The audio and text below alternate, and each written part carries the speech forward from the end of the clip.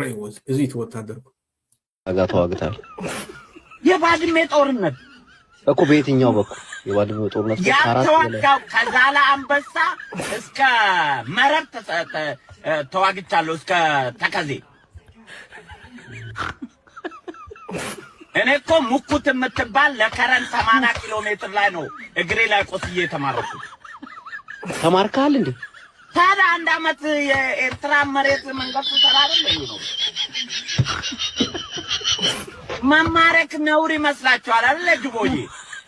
እሱማ ባጫም ተማርኩ ይልን ዲጄ ጉዳን ተማርክ ያለው አባባል እንዲ ቀለል ነገር አርገው ሻቢያ ይጅሽን ይስጥሽ። ሻቢያ ማርካለች አንተንም።